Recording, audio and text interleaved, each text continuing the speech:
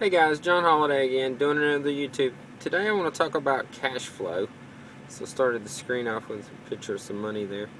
I want to talk about the very starting point of how to get your act together cash flow wise and budget wise. So let me move to my writing pad here. Sorry guys, I'm doing this inside of the ambulance. If it's a little noisy or if it's a little bright, try to touch it up a little later on. Basically, what I want to talk about is a zero-based budget. So there's a lot of good zero-based budget plans out there already. People that explain it better than I do.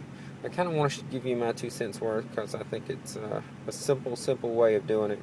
First of all, the first thing you have to know is your budget includes some stable numbers. The first one is how much you make. So your net spendable income.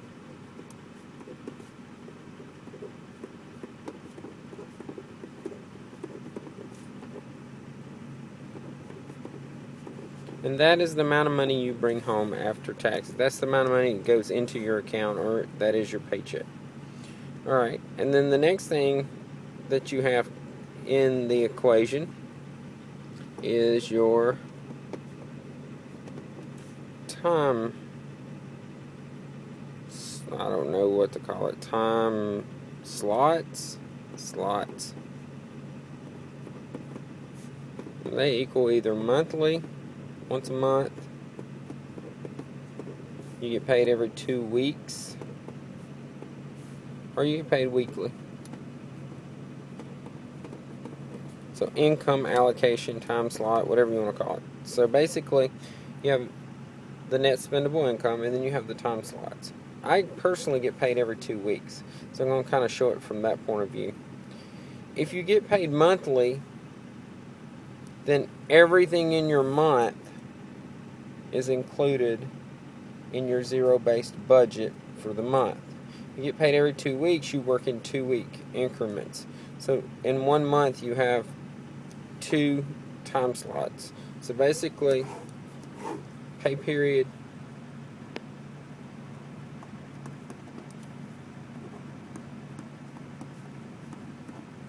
number 1, and then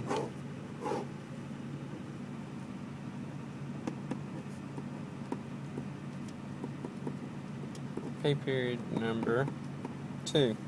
So you have 2 pay periods if you get paid every 2 weeks. If you get paid weekly, you'll have 4 of these.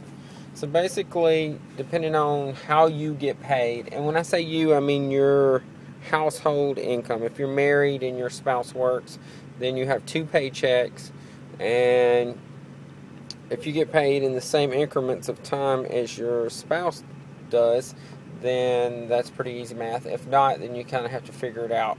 So if one gets paid weekly, one gets paid every other week, you still get paid weekly. Just every other week you have a big paycheck, and then the opposite weeks you have a smaller paycheck. So you would have 4 of these little blocks, and what you would do is you would put the amount, your NSI, net spendable income, across the top, and then in each pay period you would allocate categories of things that have to be paid, whether they're living expenses or debt, in that time period.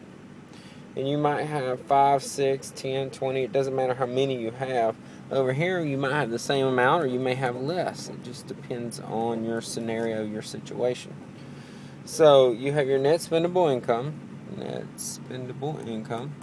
In other words, a dollar amount, X amount of money. Let's say you bring home $3,000 during this pay period here. And you have 1, 2, 3, 4, 5 things you have to make sure it gets paid. So whatever those amounts are, you would write those in. Car payment, $500. Food, $500. I don't know, something else. We'll say $500. And then we'll say $250. And then we'll say $250. So I got to do my math in my head now. Alright, so now, if I've done that math right, let's see, 500 plus 500 is 1,000, plus 500 is 1,500, plus 250 and 250 is 500, so that's 2,000. So 2,000 minus 3,000 is plus 1,000. Now, the goal is not to have it, you go, yeah, extra $1,000. No, that's not the goal. The goal is to get to zero. It's called a zero-based budget for a reason. So you have to take this $1,000 and either put another category here for 500. That would bring that down to 500. And then another category up here for, say, 250. Bring it down to 250. Then another category up here for, say, 2 more 50. And now we are correct. We're down to 0. So now we've added a couple categories up there. Now you don't have to add categories, you may add money to categories. But the goal is to do this zero-based budget before you spend any real money at all. So like today is payday for us. My wife, who does our zero-based budget, sat out and figured out exactly this. She took and figured out our net spendable income. She figured out all the things that had to be paid. She took all the amounts, and when she got through, they were 0. If they happen to be a negative number, like negative $100, you've got to go up here and shave off. Let's say it was a negative $100. So now you got to shave that down to $150. So the whole goal is all of these things, let's see if I can get a different color. All of these items here have to equal the same amount as your net spendable income. And if you take all those and subtract them from the net spendable income and they will equal 0. That's called zero-based budget. If there's more here than there is there, you'll have a negative number. If there's more in the net spendable income than you've allocated for, you'll have a positive number. Either way, your goal is not to have a positive number, your goal is not to have a negative number. Your goal is to equal 0.